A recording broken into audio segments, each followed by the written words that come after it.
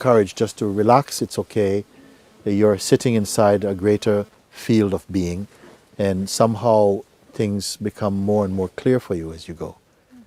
So it's not something that happens at the snap of a finger, although it can happen like that. What I mean happen, what will happen is the recognition of what doesn't happen happens. You see? And that is a very profound awakening, a very profound discovery. You know? So this one is asking, what is the true meaning of self-discovery? You see, is to discover that within yourself which is imperishable, that which is unchanging, although some aspect of your expression is always changing and naturally changing, but there's that which is also unchanging. And to discover that, the one who discovers that is regarded as a sage or an awakened being. Like that. So that's one. Dear Master Muji, I want to be my true self. End of suffering. I saw videos of Papaji and Papaji asked to go inside and see it. How to go inside? I feel me in heart and mostly inside my head these days. How to go inside? Please help me. Is it necessary the Master's presence to become enlightened? I saw people got enlightened just then when they talked to Papaji. I watched with tears.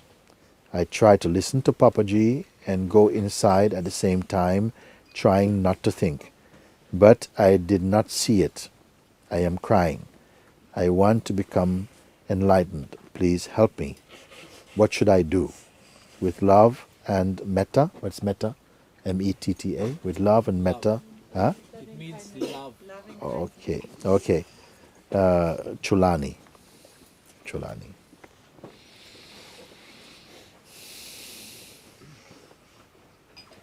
You see? Again, it comes back to as long as we have the feeling and the conviction that we are personal, it will seem impossible to discover what is natural inside, you see. Because the personality is itself unnatural. But at the same time, it is an expression of consciousness. It is as though all the beings have to taste conditioning, have to have the sense that we are our conditioning and to believe we are the body. That the consciousness must taste this belief for a while. And then it falls in love with this belief. And then somehow this belief creates a lot of hardship. But the hardship helps the consciousness somehow to aspire for something that is everlasting. You see? And then you say, I saw videos of Papaji, and Papaji asks each one to go inside and see it.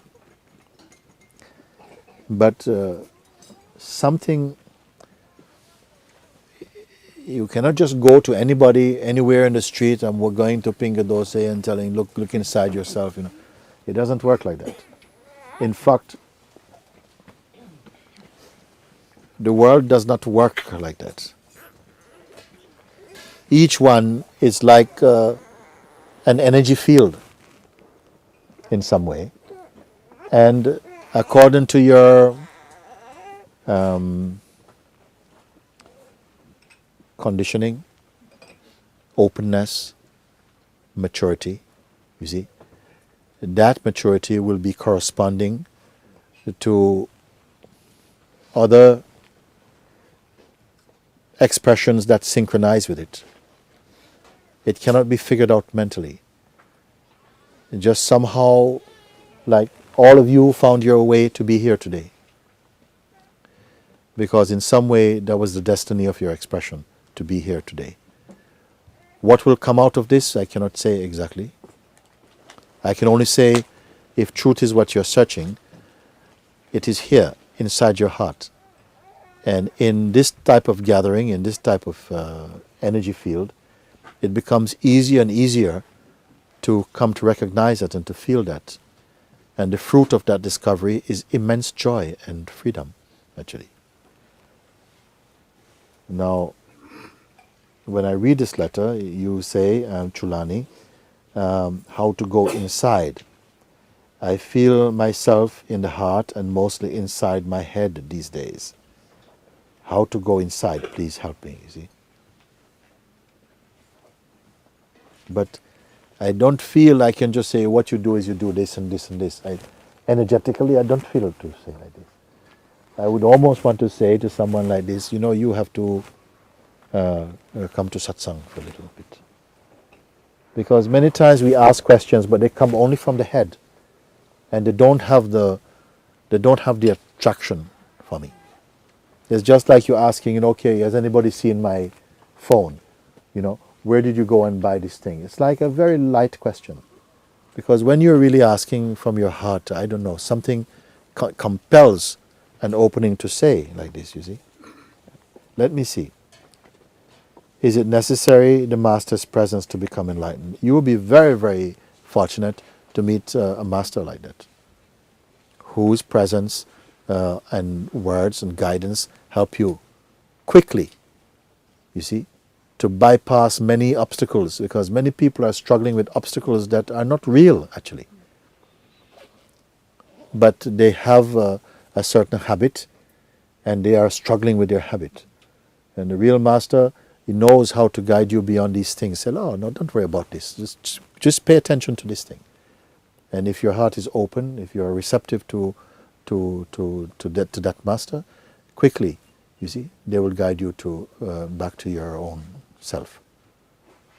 You see, so this is some people say, of course, you can find it by yourself, but it's very rare. The Master is part of the deal of life. If the Master can come in many ways, actually.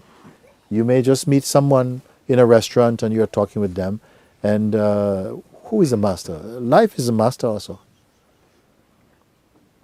Until you're ready to meet the Master in one body, you meet the Master in many bodies. Maybe people come and they say something to you, and just a small encounter is so impactful, so powerful, it takes you to your next meeting, you see. Another one says something, or whatever.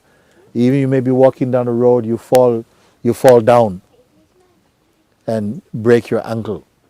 And that is also Master's grace. Out of that, wonderful things are going to come. But we are not used to thinking like that, because we think only what is tasting nice is good. But many times things happen, and in a pure heart, they see that even this thing is good. It brought me to more, it slowed me down, it made my heart much more soft and more kind and so on. So the Master takes many forms. I saw many people got enlightened just then when they talked with Papaji. I watched with tears. I tried to listen to Papaji and go inside at the same time, trying not to think, this is good. But I did not see it. I am crying. I want to become enlightened. Please help me. What should I do? Even sometimes I have to say, people say things like this, and sometimes with tears in their eyes, they're saying, oh, I really just want to be enlightened, you see. But maybe they have also a concept about enlightenment, you see, that is itself getting in the way. Sometimes they're saying, oh, I want. Then when they're brought to a certain point to look, they're turning away. No, I don't want to give up my this. I don't want to give this up. And say, it's not about giving anything up, actually. In the beginning, some things you may be avoid. Don't bother with this. Leave this alone for now. Because you just somehow empty your energy in useless things for a moment. So this guidance can come to you. But the pure teacher tells you directly, shows you what you are also. And see if it can be grasped. But they will only tell you what you are if energetically the timing is right. They can sense. Otherwise, it's like telling a donkey, how to open a bank account. It's not going to happen. People have to be a little bit, they have to be a bit receptive. They've got to be a bit compatible energetically to follow a Master's guidance. And the Master also knows that.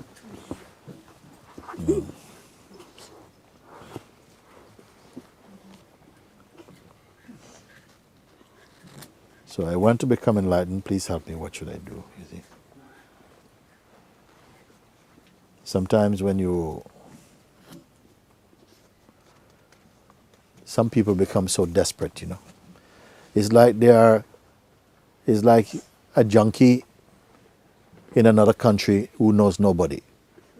Okay? And they have to have a fix. And in half an hour, they're there. Why? Because their desperation drives them to find what they want. So if a junkie can find his fix, the one whose heart is burning for truth must find the truth. Isn't it? If you are so much searching to fulfill a lie, then and getting it, then how much more can you have and yearning for what is true, and then you have to wait? No, it has to be that maybe your mind is thinking about something else, you're creating up some other complexity, and so it seems you miss it. You see?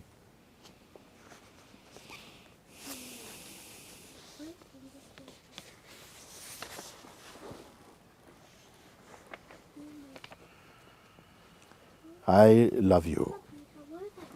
Sending this letter today. First email sent in a long time. I love you. Yes, you reading this. Thank you for taking the time to read this. There is no greater gift. I go by a couple of different names. At 15, I changed my name to Raya and started a new way of seeing life. But now I see even Raya must go. The teachings of Muji have come precisely on time and in perfect deliverance to my divine being.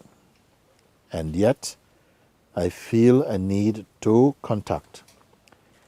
It is not a thought, but a deep feeling within to know my family. I will not ramble on. Really, I would love to speak to one of the family, to look into the eyes and find that familiarity, to find confirmation. Love, Raya. And this is not a bad thing, because if you are truly, your face is turned towards the truth or your own heart, then you are the family of being. You see, and you carry the signature, you carry the perfume of truth. You see, not just mentally, you carry the perfume inside your being. Even if you don't speak, even if you had no tongue, wherever you go, somehow people would respond to this, you see. We give a lot of importance to words, but your presence is more powerful than your word. Let your presence be your word. You see? When you have imbibed the truth inside your heart, you see, then some beings, they already have a synchronicity with you. They see you. Even you are walking and they're on a bus, they'll see something, they run and come to you because they feel drawn by some power they cannot explain. They cannot explain.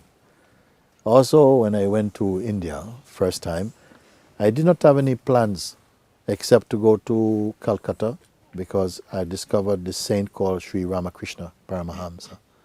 I wanted to go to this place, but the saint was not anymore in his body, and but I still felt I wanted to go there. But I never went there, because some power drew me to go to Lucknow, a place I don't know anything about. I didn't know any sage, no gurus, nothing like that.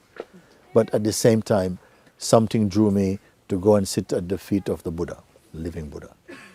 How? What good fortune? I knew nothing, I had not read anything of, I never even heard of him before. So some unseen power is directing your steps if your heart is turned towards the truth. You don't have to go hunting, you don't have to go look even on the internet. If it's inside your heart, it will find its way to you. In the same way, much of the people that you've met in your life, you never plan to meet them, isn't it? Even who you marry, what your children will come out like, or whatever, you don't know nothing about it. You don't know where you're going to live, who your neighbors are going to be, you know nothing at all about it. You see? But when you stop and you reflect again back, You say, my God, I could not have planned this. I could not have planned this. I gave example, anytime I can pick a point in my life, I said, if that did not happen, I could not be here right now sitting with you. You see? Can you plan this? You cannot plan it. You don't need to plan anything at all. You see? But only if you have a very strong mind, very strong willpower, very strong personality, you want to plan and use your head and project. Which consciousness allows this play. But it's not greater than one who just surrenders to existence. Because quickly you find your cosmic expression. Your life flows like a river of light. You see? But even this, you're beyond even that. You're beyond even that. There's some beings, they have a sense of this, they have a longing to discover this, and soon they'll find their way. Life will arrange. Life becomes your secretary and begins to arrange your appointments, who you will meet, and they will all be auspicious. God becomes the secretary to his devotees and arrange all the proper meetings for you, who you will meet, and how beautiful it is. So you say, I would love to speak to one of the family to look into the eyes and find that familiarity. So in anyone who somehow is drawn, called by the same voice, you see, then anybody can meet you and they will know your perfume. They say yes, they see in your presence, they feel it. Even a blind man can see it. Somebody who's blind, they can just as much, they can read you energetically. They can see if your temperament is in stillness or whether you're a troubled soul. They just feel your vibration, you see. And they will find you. If they can find you without eyes, they will easily find you, you see. Even with eyes or without eyes, they will find you. The ones who belong to be with you.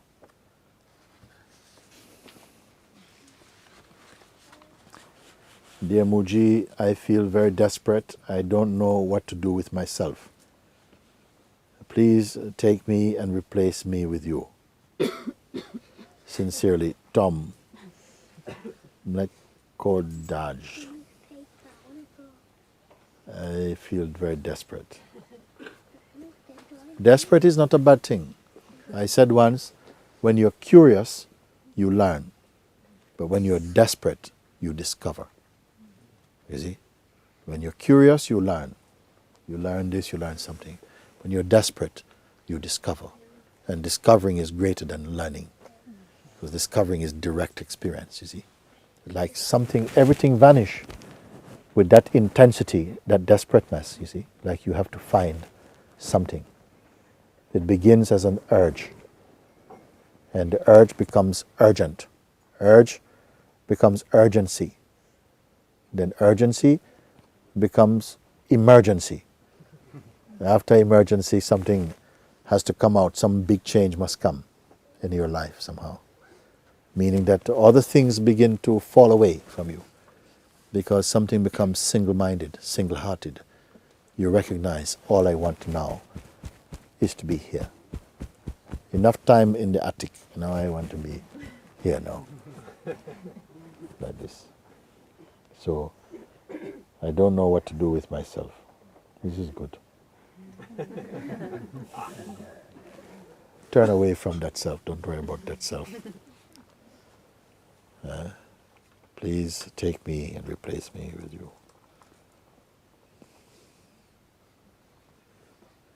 Then you are saying, let me forget about me. Nobody tell you in the world, forget about you. Except a wise person. They tell you, forget about you. You give too much importance to you. That's the wrong you. You have to find you without you. What is that? If you understand what I'm speaking. The ego you must drop, you see. and it will drop.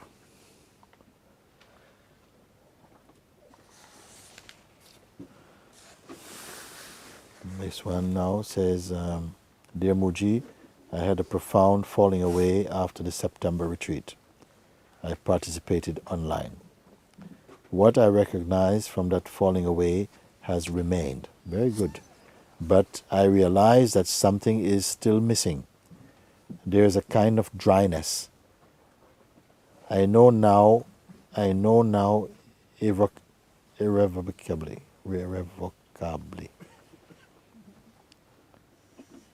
that no one is here and that nothing is personal, which I am so grateful to you for this. But my heart isn't quite open. I don't know why. Still, there is still a compulsion to be guarded and not let the world in, even though I have seen literally that I am the world and the world is streaming through me always. But I know I am missing something. I don't know how to feel my heart completely. At least as I write this now, I can feel my heart truly swelling with gratitude to you. Always with you in truth. Hugs, Lindsay in Los Angeles. So after the retreat, something fall away, something falling away, and that has remained like that. But I realize that something is still missing, you see. This feeling, I'm happy to talk about this because this feeling, something is missing, is a very common feeling. You see? And many times we buy into it. There's something is not right, something. I said, don't give too much importance to that. Because your mind will catch hold of it and grow, start to feel, I don't know, there's just something, my heart is not open, and you see? But the real heart can never close. I don't even know if you can say it is open. It's beyond open and close. It just is. And it's not some pumping organ, it's not that, Heart means yourself, you see. Now, there's a kind of dryness. And I know, truthfully, that no one is here and that nothing is personal, which I'm so grateful to you for. But my heart isn't quite open. Well, if you know this, you see, if you know without doubt that there's no one here and that nothing is personal, but my heart isn't, what does it matter then? But my heart isn't open. Where does this voice come from? But my heart isn't open. It's just a feeling, you see. We have many feelings and we give thought and give interpretations to them and make them something bigger. Sometimes you feel a tightness in the chest. And what does it mean? Well, it means there's a tightness in your chest, that's all. Why? Oh my God, my heart is broken, or it's closed, I'm in darkness. This is the mind, you see. Mind is exaggerating like this. But it's just a feeling. Sometimes the body can feel like this. But you don't have to say, I've lost my awareness. It's nonsense. Then sometimes the body is like this. You say, what's going on? Well, nothing actually. Isn't it? Why I have to say something is nothing. The body can do like that.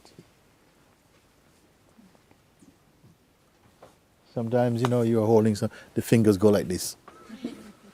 What's going on? Nothing's going on. The fingers just like this. I don't know what's going on. Here I continue to read my letter.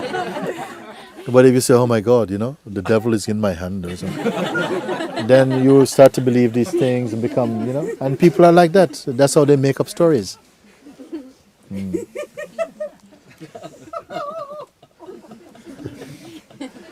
You say, okay, so my heart isn't quite open. I don't know why. You see, no reason.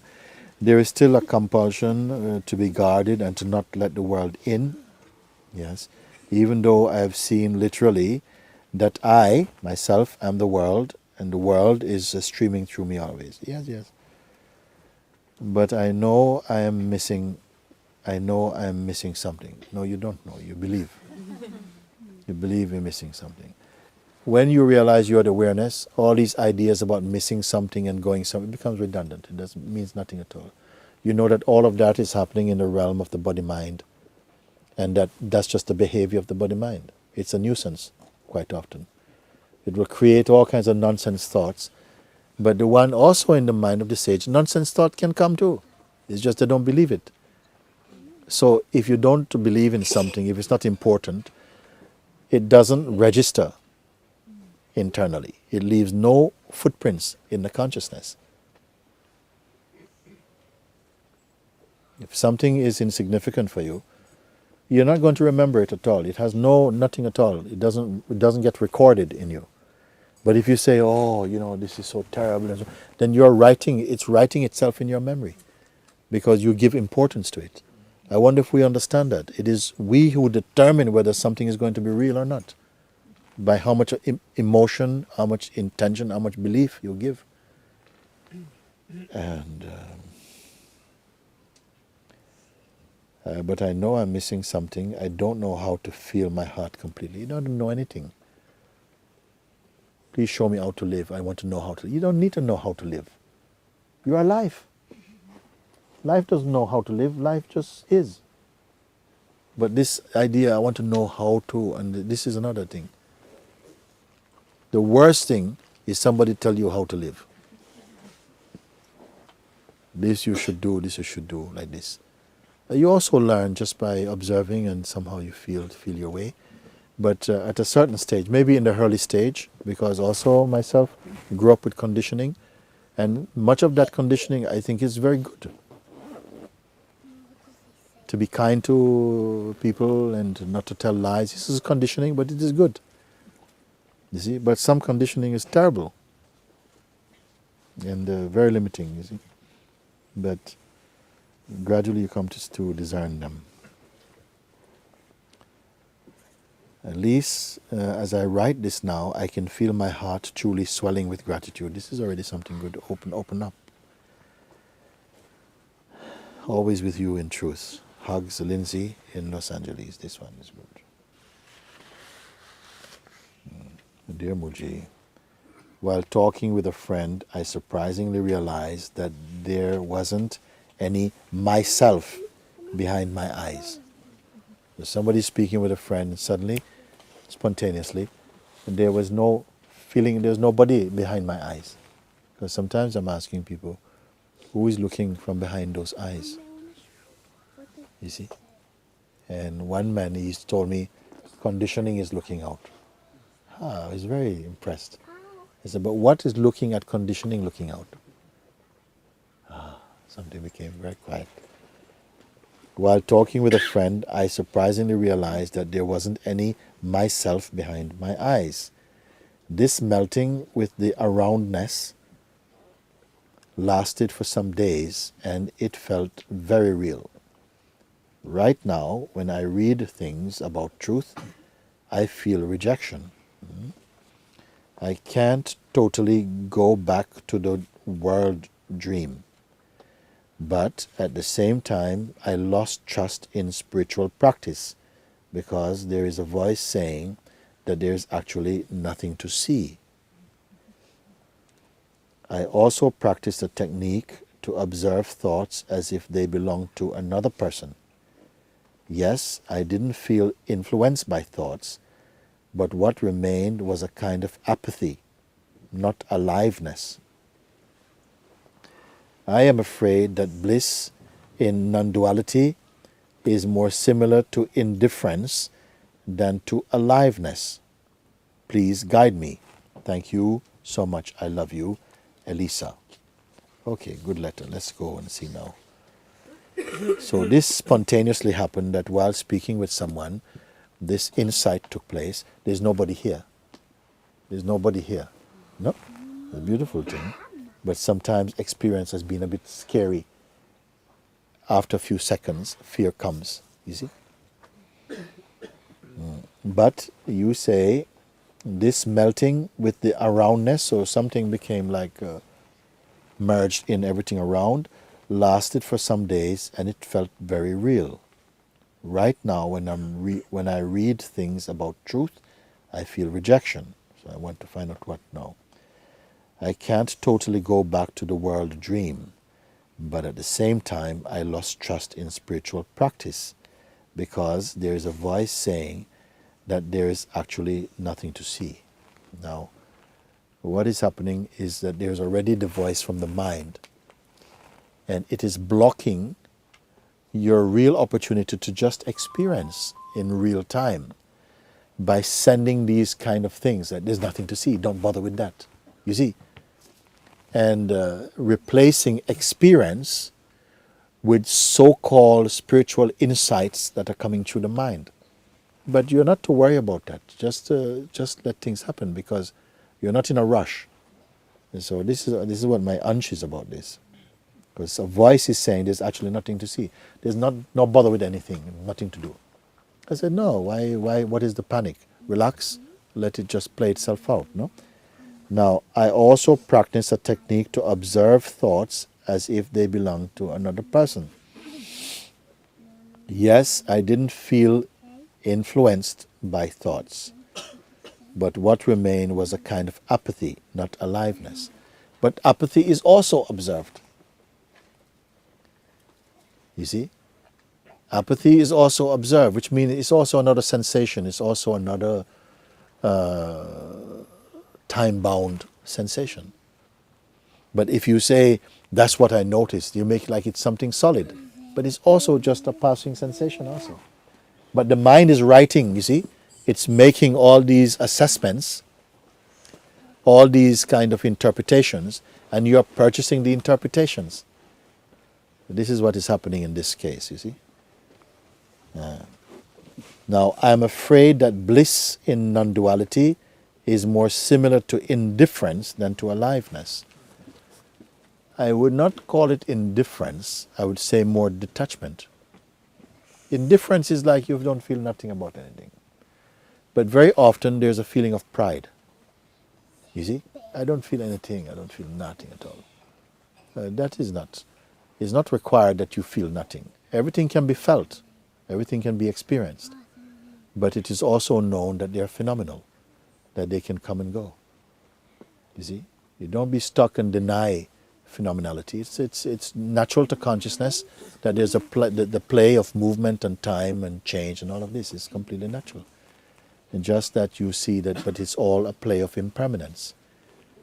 And watched from some place that is immeasurable. That's all you need to know about it. So you see, again, I am afraid that bliss in non-duality is more similar to indifference than to aliveness. What do you mean by aliveness? You see, I would want to ask, this term can be loaded. Aliveness is presented like if here, like it is a beautiful state, no? But maybe it could mean kind of excitement or I don't want to interpret this one. I'm afraid that bliss in non-duality, if bliss is just indifference, it is a limitation. You see? It's indescribable. It cannot be explained. It cannot be given to some reason. It is just, in the absence of you as person, the bliss is shining by itself, is there. So, I feel this is an important letter. Something has taken place. For many people it has happened. A beautiful insight has taken place. Then the mind jumps on it. Or it is given over to the mind for the mind to give its interpretation. Then it says, look, you see, now there's no duality, there's no other, but there's just darkness. You don't feel anything. And then you say, okay, you see, if you give up yourself, all there is just darkness and it's just blank. But that's just the mind is projected that. It is not the truth. It is not the truth. You see, if there is blankness, blankness is also perceived. How long can it continue to be blank for? It will have to change again because it is not fundamental. It's usually the outcome of some psychological projection or something. So it's nothing.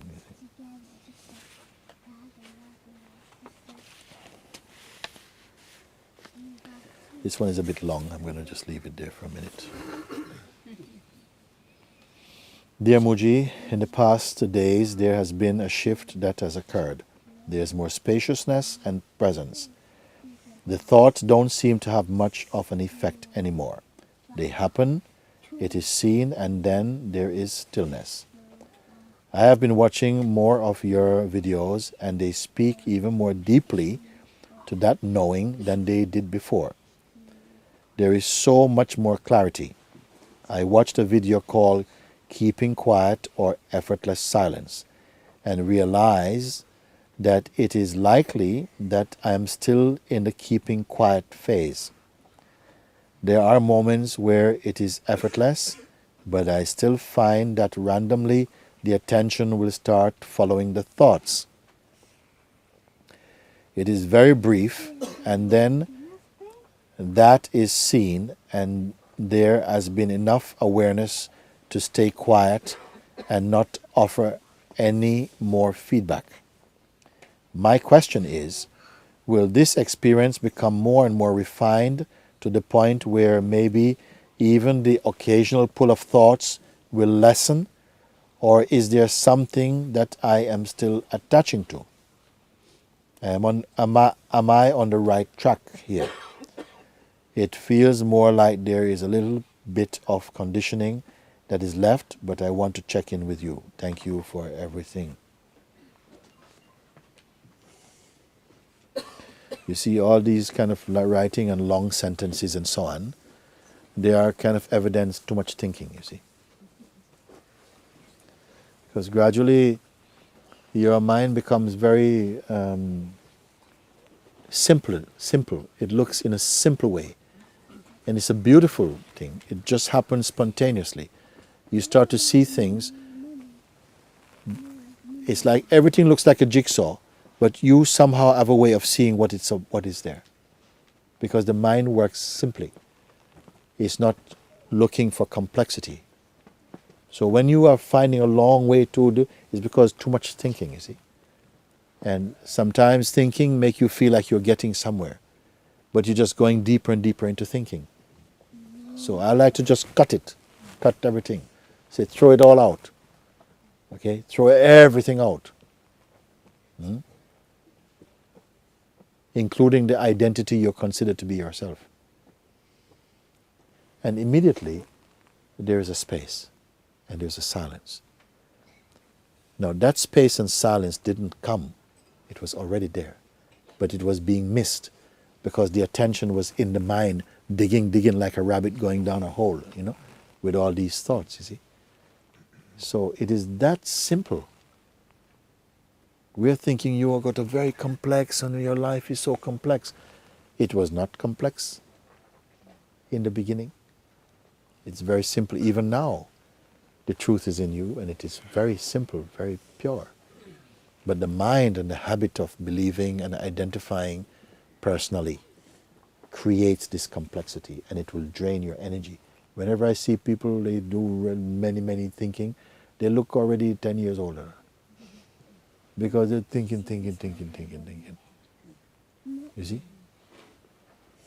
And when they think, they don't think like this. They think like this. This is the old face.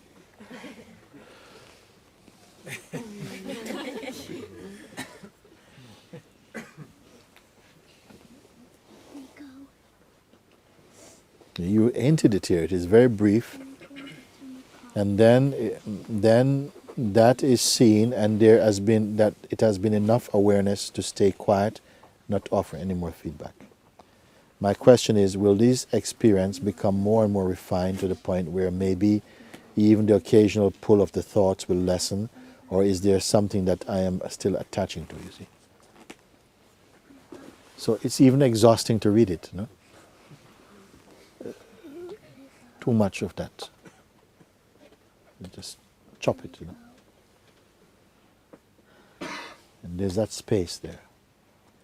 When you feel the space again, you see that all this canoodling in the head is just trying to get to that peace, that when you throw everything out, the peace is there.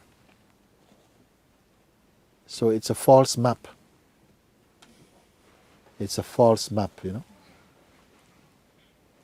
It's like you're trying to get home, studying a map when you're already in your bed.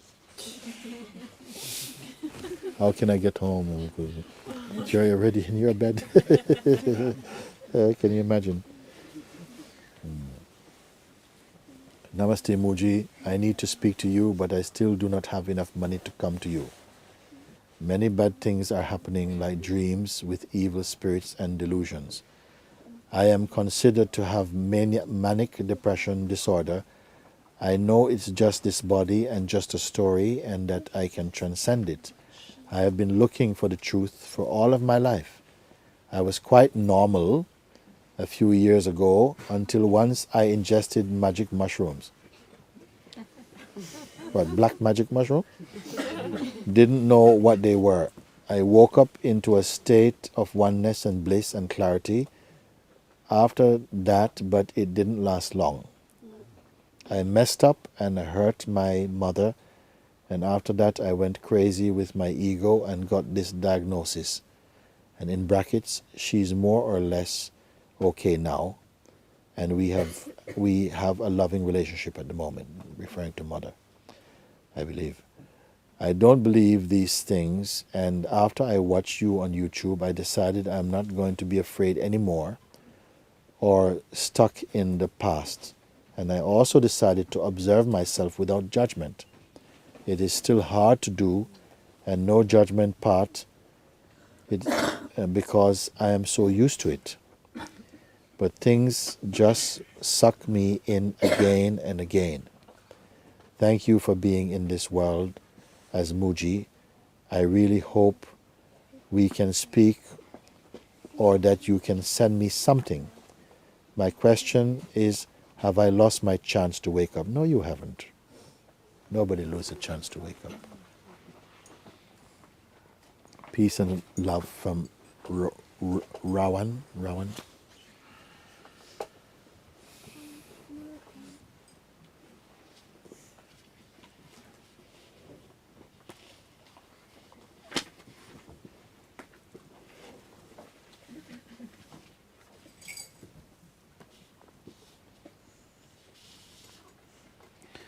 It's more natural and easier to be the universal being than to be a person.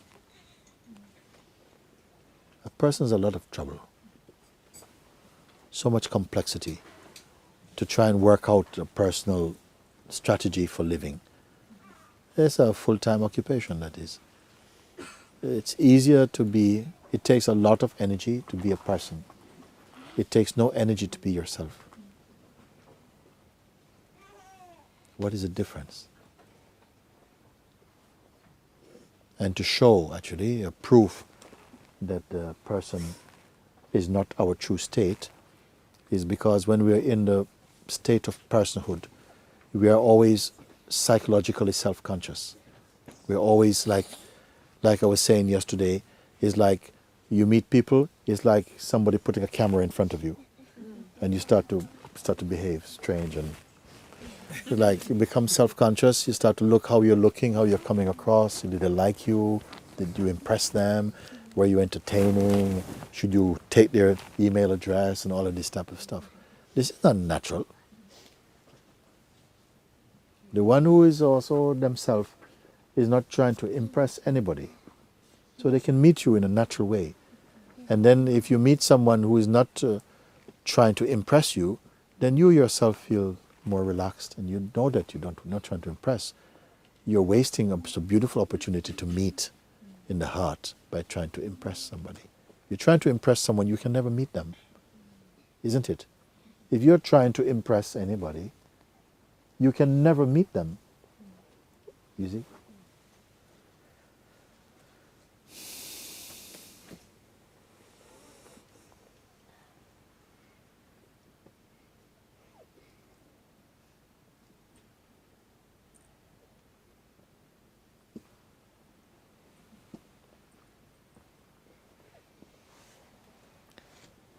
Then a letter like this even, I would say, give it to me in 3 sentences.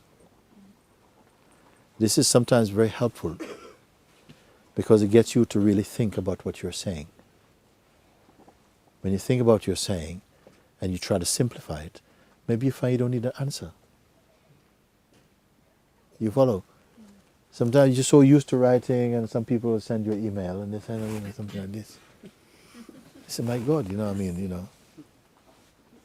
how? Then you say, you have to simplify this. Give it to me in a paragraph of no longer than 3 sentences. And they're terrified. Oh my God, what can I do? Not try. Get it down first to 10 sentences, then to 5, then say, Muji, I can't go beyond 4. Okay, send me 4. But not 40. You see? And then by the time you get to that, you maybe have clarified your thinking so beautifully that you see, well, actually, I don't have a problem, actually.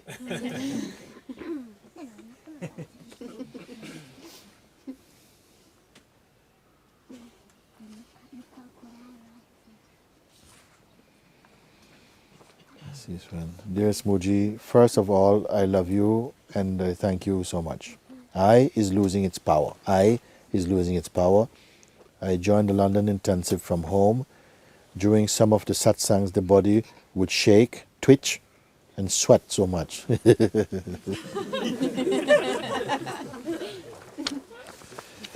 Oh dear.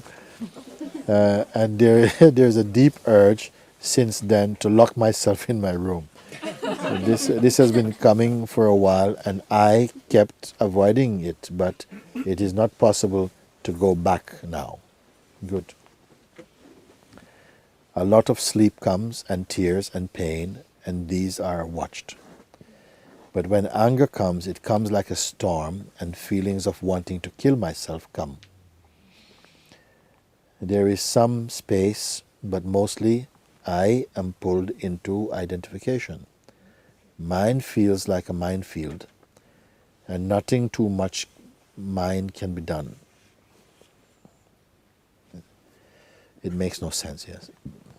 Am I going mad? There is no one, Muji, in this life that understands this. I was born in a very traditional Indian family. They stay away from me. They think I have lost it. I almost went to a psychiatrist center, but a friend stopped me and gave me a room to just be. Please, Muji, I ask you for help because I know in my being you understand. I love you and thank you. Namaste, Radhika.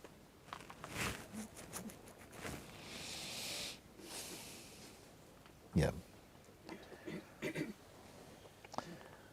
Sometimes after powerful awakening or insight, just on the verge of a beautiful change happening in your life, sometimes the greatest delusion comes. I don't know if some of you have felt this thing. It's a strange thing. Right at the turning point, something has opened up and you can feel somehow the old regime of thinking is going. And then some powerful thing comes. You see like this now? And a lot of sleep comes and tears and pain. And these are watched. But when anger comes, you see, it comes like a storm and feelings of want to kill myself come. You see, sometimes something escalates so quickly. From here, something comes. But that also is watchable. But sometimes it feels like it grabs the being and the body and is pulling it to tell you, jump in front of this train or something. I call this the devil itself. It's some stupidness. But once you recognize that you are not this thing and see this also, its power begins to drop. You stay in the undivided place like this.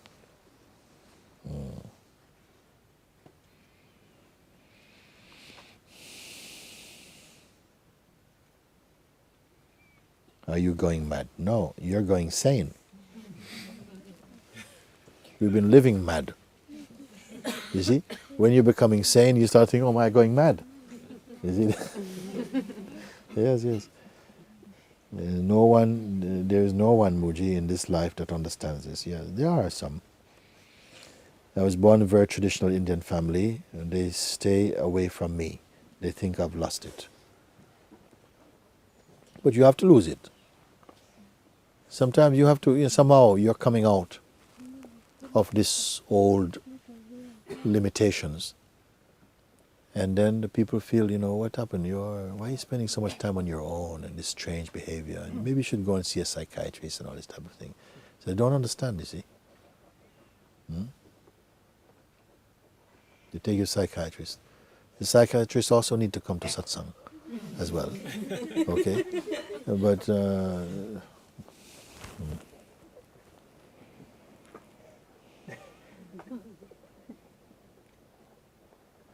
I almost went to a psychiatrist center, but a friend stopped me and gave me a room to just be. This is a very good friend. Please, Mujhe, I ask you for help because I know in my being you understand. Yes.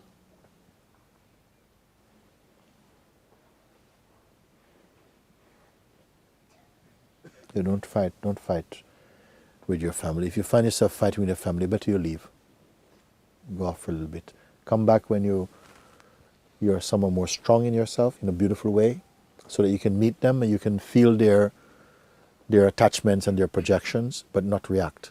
You see? When you come to a place inside, you're not fighting anymore with anybody, even the family. You not fight. You understand, that they are still trapped a little bit in just the limitations of just traditional thinking. But now, because you're not reacting, the fire in their voice cannot burn too bright. Then somehow, you can speak with them kindly. You see? Then that's devastating for their ego mind. If you have to fight, then it's better you leave them. I don't know if you're married or anything.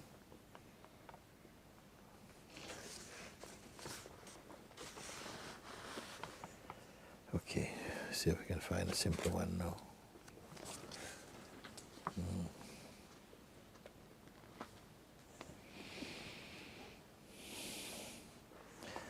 Dear Muji, I have listened to you and you are a great inspiration to all. I do have an inquiry I was hoping you can answer. If we are just a higher being of consciousness and everything matters inside ourselves, being that being the I that we are. If we are just a higher being of consciousness and everything matters inside ourselves, being the I that we are, and everything else is feelings and emotions entrapped in this, let's say, robotic body, then what was the purpose? Let's say the purpose and the challenge of this life is to wake up and realize that we are the drivers of this vehicle called the body. And once we wake up and identify with ourselves, the higher being, the oneness, why continue living in this dream? In this fantasy and all the lies that have been put in front of our eyes, the wrong schooling education we have been given, the misinformation of our entire being. Must we die in order to get released from this body? And if we do, why on earth will they send us back for more challenge of waking up? Are we doing this? Is this jail time we are doing for some punishment? Why can't we be free instead of being fabricated in an unrealistic material world full of illusions? Once the baby, that's us, is up and awakened and no longer distracted with the toys, must it return again? Or can it go to a higher level in the next life? Thanks, Marina. It's difficult to know where to start with things like this. Because already questions are asked, but there's a lot of assumptions. If you ask a clear question, give you a clear answer. But if you ask a question, but already a lot of assumptions, you have to work through the assumptions just to pull out what the real question is, you see. You see? This is another way of the mind, you see. It's asking a question, but it's already loaded with already, it's answering its own questions, but not really. So when the answer is coming, it's already somehow caught up, tripping over all these projections as well, you see. Must we die in order to get released from the body?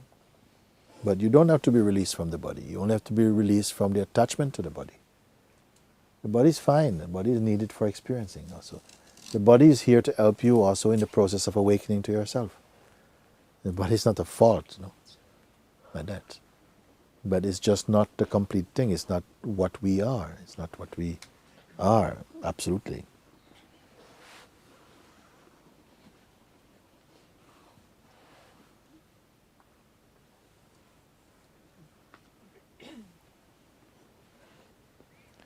I mean, once the baby, which is us, is up and awakened and no longer distracted with the toys, must it return again?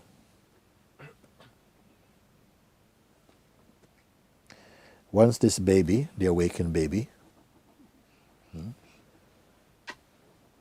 when that stage happens, is not distracted by the toys, must it return again? It doesn't care about returning, coming and going.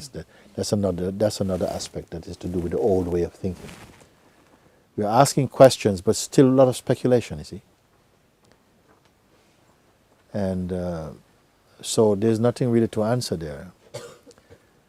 You have to come and drown yourself in the satsang and do it freshly. Because otherwise it's too much mentalizing, too much. It's a very Western letter, this one, but it's written...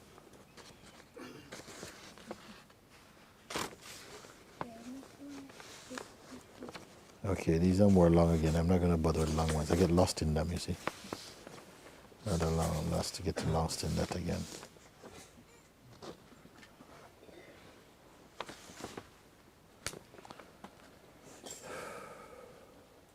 I'll try one more. It's the last one, long one. Let's do another one. Dear Muji, first, thank you so much for making your satsangs available on YouTube. I've been watching them for many hours each day and following your pointings during satsangs for a couple of months.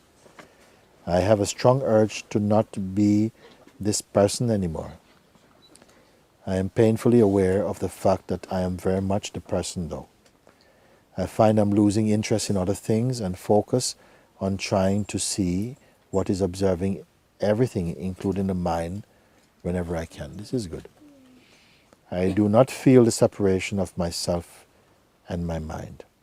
I feel that all I know is the mind, nothing else. I get very frustrated with my inquiry because this is what happens. When the mind comes up and thoughts start, I'm immediately totally identified with the thoughts. But that is also observed also. You still don't abandon the inquiry prematurely, you see. The thoughts start connecting one to another, and at some point I become aware that I am thinking and checking myself. That is also seen. You see. But once we have too much affection for that one, then you stop your inquiry there. But that one is also phenomenal. Does anybody follow what I'm saying? Because we are coming up only till it, when, it's like when it hurts a little bit, that person, then you're stopping. Oh no, it's hurting me now. But this hurting one is also phenomenal. There's a space behind this which is untouched. This is the goal of the inquiry. I tell myself that these thoughts are meaningless. But that's just a thought as well. You see? This is also a thought. Oh, it's also a thought, okay. And then for a few seconds, mind is quiet. Sometimes, as soon as a thought comes up, I'm able to dismiss it. But soon I am once again lost in thought, and I recognize that this only after a while. So I have memory of how the mind moves, but not awareness of this while it is happening. Awareness's job is not to keep watching the mind. Because you would be always just watching the mind. Once you see clearly that what you call mind is thought or feeling and so on, they are the traffic, they are the clouds moving in the sky. They are not the sky by themselves. You see? Then something relaxes and says, let the sky just be the sky. Why are you going to be the watchman of the sky? What is the point in that? Just to see that, it's not, it's the clouds cannot make the sky disappear. You see? This is something.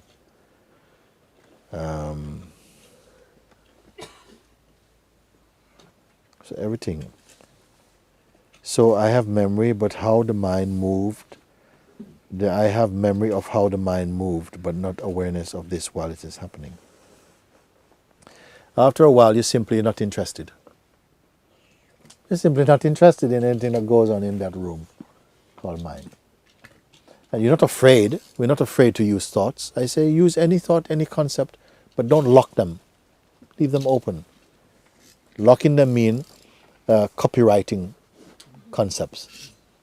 Copywriting even the greatest concept, I. Don't copyright it. Let it just be there. Then everything is perceived as being phenomenal, you see. That meaning that it comes and goes. It is not sentient. It depends upon the perceiver of it.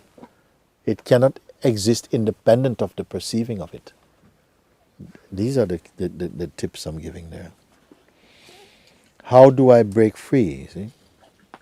By understanding that, you break free. By understanding that, one breaks free. How to prevent the immediate identification with any and every random thought that comes up. Even if identification happens, it's just out of habit. It's no big deal. Then you see it, you just say, okay, it was just, then just forget about it. But if you start to say, oh, it happened again, oh my God, then you make a bigger deal of it. It's nothing at all. It's going to keep happening from time to time. That's not the problem. The problem is in giving that too much importance. You see, because as long as the body is there, the vital force, the breath and consciousness, these activities will come from time to time. The thing is not to give so much importance to that.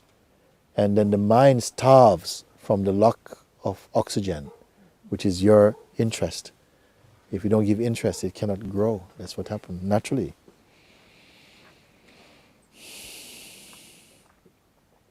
How to just be the witness, totally uninvolved with the mind. Even the witness I am not. I am the witness to the witness itself. For witness, there has to be two. It's a relationship. And all relationships I know. You see? From the place beyond relationship, relationship is seen. So even to be a witness, it's a job.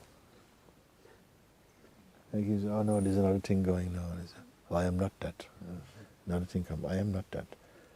But even the one who is saying, I am not this, I am not that.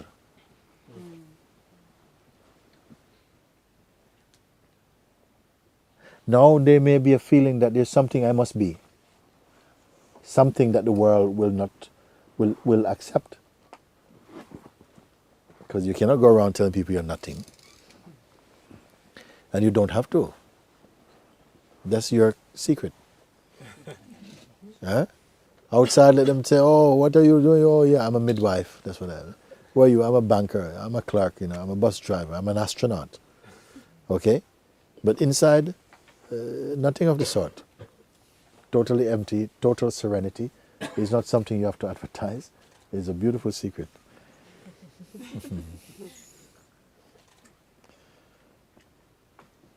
You tell them, I'm an astronaut. Yeah, but we never met any astronaut so happy. What is the secret? I don't know.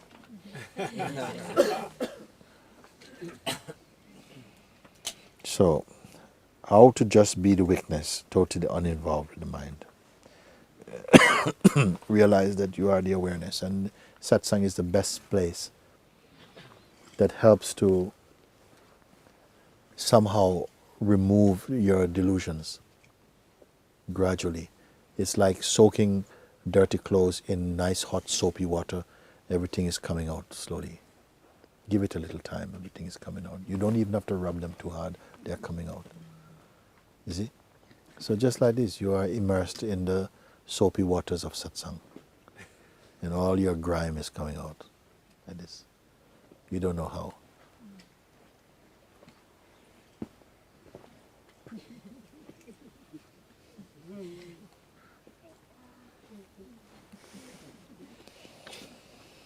Please help me, Muji. Thank you and pranams, Veena from the United States.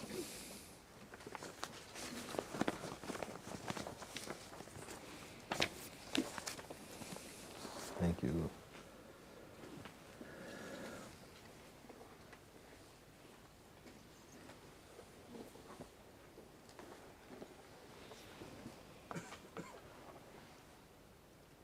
We are the universal being, and not just for the time being. We are the universal being, you see. Religions are fine.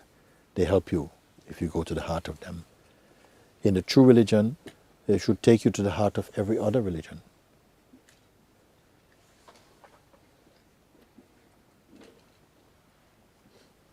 So find out what is fundamental, but don't be a fundamentalist.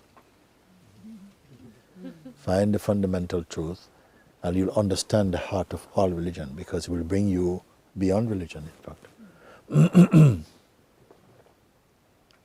Because if you are just, I am Christian, and then you don't include anybody who is not Christian.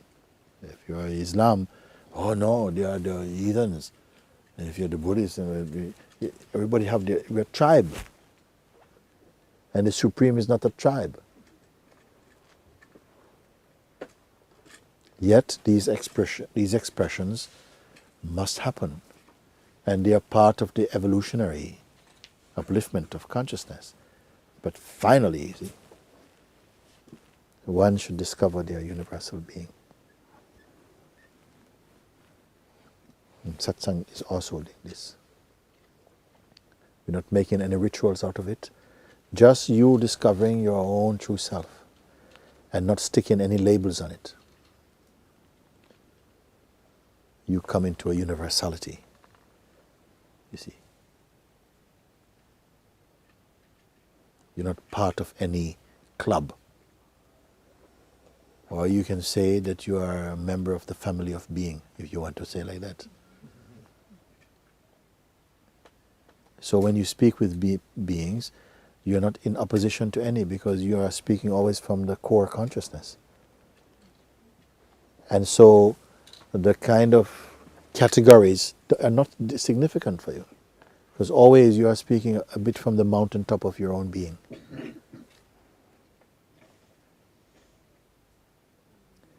But I don't know who is really ready for that. Yes.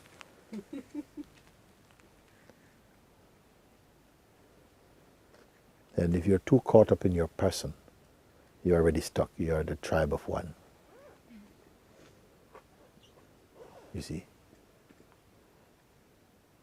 We say that, they say it is 7.5 billion human beings on the planet at the moment. If it is 7.5 billion bodies, it's a lot of people. But if it's 7.5 billion egos, my God, that's worse, isn't it? And yet, if we are being, if we are discovering our beingness, you see, then it's a beautiful place. Beautiful place. Beautified by your own presence. We are not here to be merely statistics, but to bear witness to the glory of the Supreme.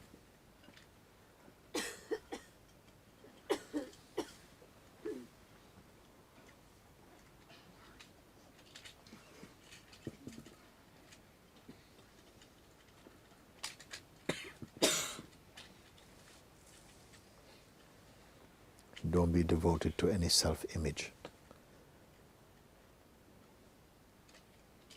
Don't make tattoos out of any teaching. Make use of them. Grasp what they're pointing to. But don't get tied up in just religiousness for the sake of religiousness.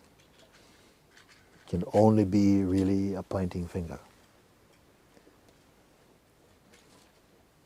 The rest you have the capacity and the power to complete that seeing inside yourself. And it is not difficult. And it is a joy. It is a joy. In the beginning, when there's a fight going inside, something is fighting to retain the whole regime of identity. There's some struggle. But something sticks to it and you begin to come out into an open space inside.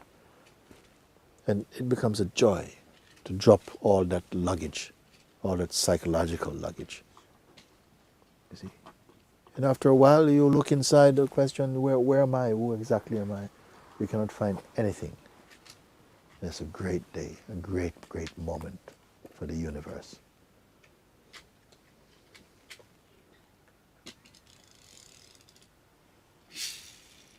Beautiful day. Because where you as a person is not, there the Supreme manifests itself. Where is it coming from? Somewhere up there? No, from inside.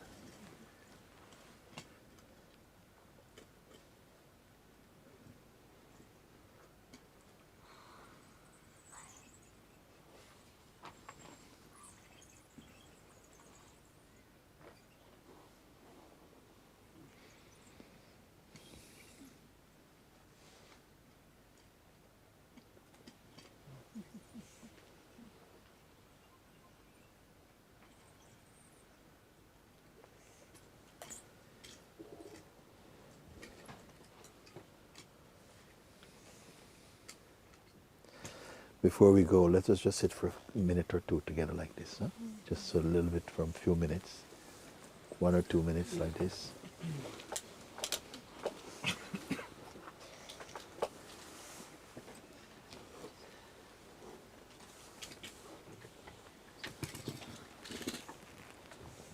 Let us leave the senses, our senses, to just function in their natural way. Don't close the ears or the eyes or the nostrils, nothing. Just let them function accordingly. They don't need any help. Your senses, they don't need any help. Let them just function. Okay? Don't give any attention now to that. It's quite fine by itself. You're aware of the physicality of your own body. It's just here like that. No trouble at all.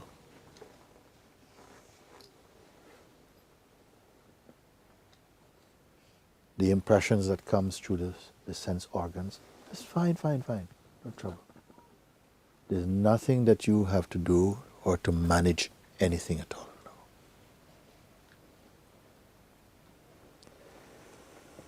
You don't have to turn your face to the left or to the right or up or down. Simply you're here. This is a very simple thing.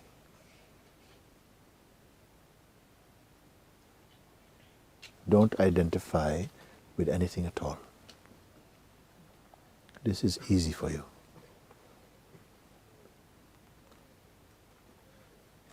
Not even with your name. Because even your name, given name, was not original to you.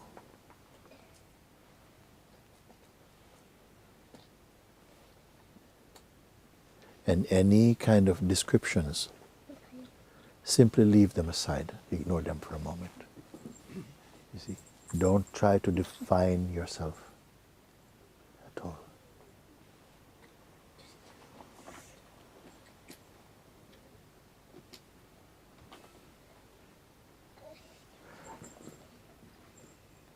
Some sense is here, a sense is here, but it is not a person. Check in and you will see. Just a sense of being.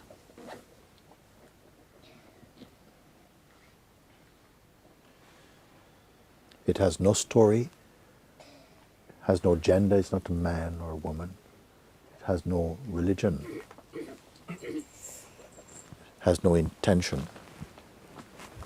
It is not concerned at all with future or past or even present. It has no attachments whatsoever.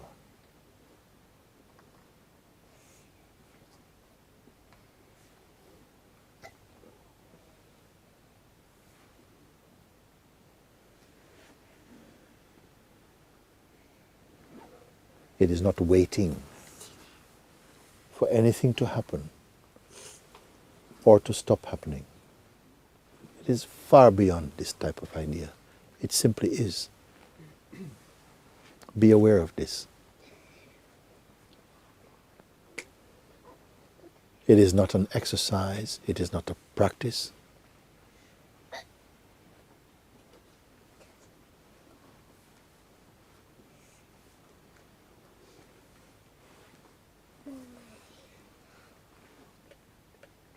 It has no shape or any color.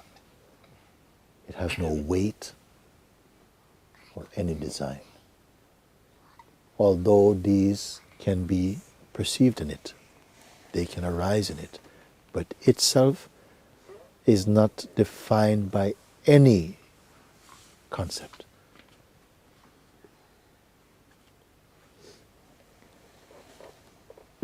You don't need any imagination for what I'm saying to you, nor do you need to create.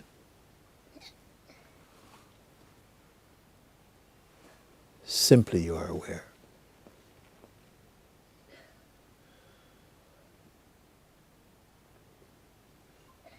And what you are aware of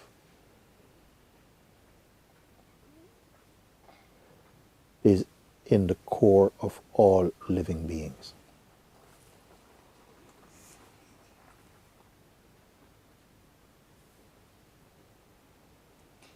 It has no opinions. It has no wishes. It has no fears. It never competes.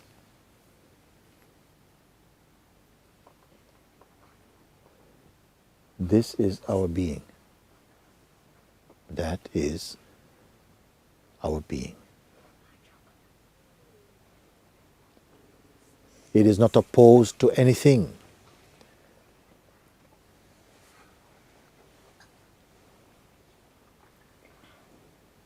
It does not matter what job you do. There is no expectation, no judgment is there. It does not matter what you have done or what you intend to do as a person. As you become aware of what I'm pointing you to, which is actually no distance at all from you, it is you.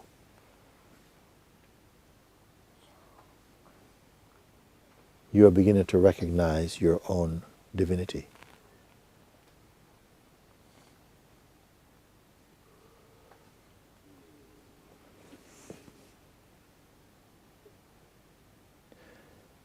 When you come to see that you're perceiving this beautiful sense of being,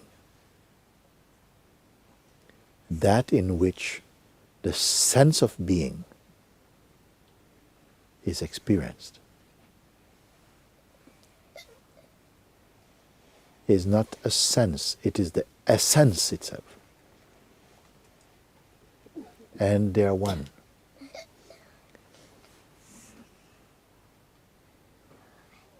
The sense of being is like the lens of the Absolute, the gate through which the diverse play of manifestation can be perceived.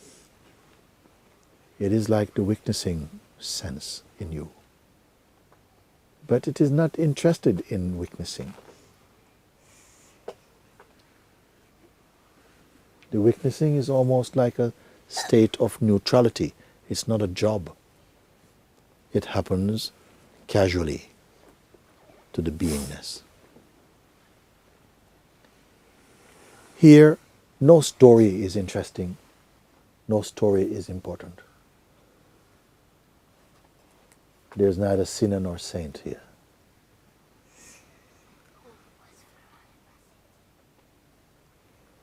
But you're aware of your peace.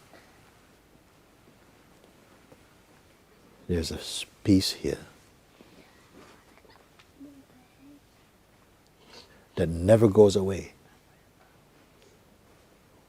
It cannot go because it never came. It simply is like that.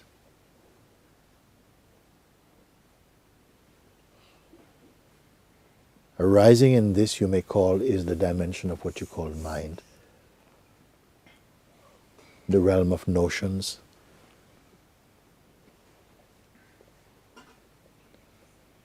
of the play or the dance of interrelated opposites and all of this. This is also an aspect of this consciousness also. But as you become more aware of your awareness, the stories of the mind lose their power. You will not be saddened by that because the joy in you is incomparable.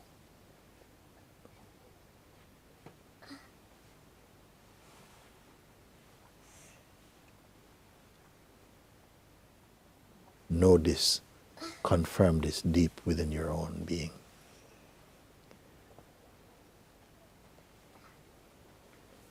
You are not creating, you are simply recognizing, discovering what is timelessly present as your own self.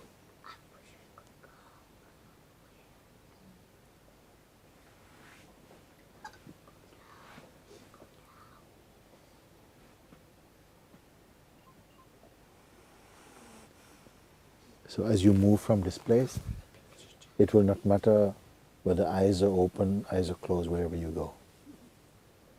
May this that you somehow have tasted within yourself continue to flower, to blossom inside, and to drink your mind up, and to keep it in harmony. Then wherever you go, a garden will grow there.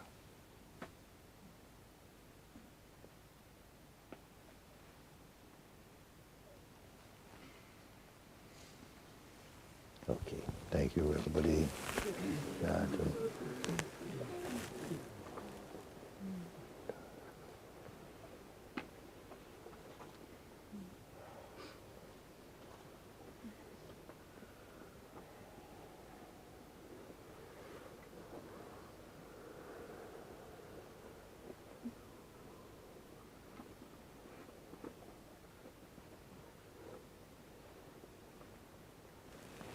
Om Namah Shivaya, Om. Om Shri Arunachala Shiva, Om. Om Namo Bhagavate Shri Ramanaya, Om. Om Namo Bhagavate Shri Pundraji, Om. Om Namo Bhagavate Shri Christ Ji, Om. And may all of you whose heart is opened, whose mind open towards the truth, may you come to find complete satisfaction and fulfillment, to satisfy your heart's desire. May you grow in wisdom and loving kindness.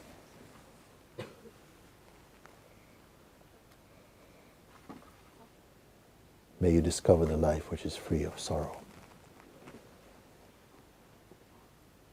And wherever you go, whoever you meet along the way, may they be touched by something in you, that magicality of the self, by your peace, your deepening peace, the radiance of the light of the self.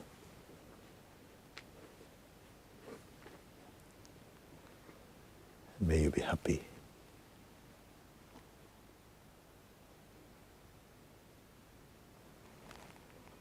Om Namah Shivaya.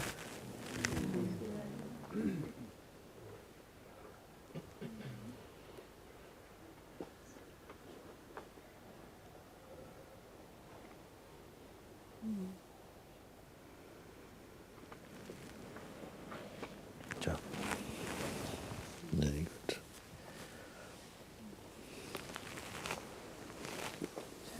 Yes.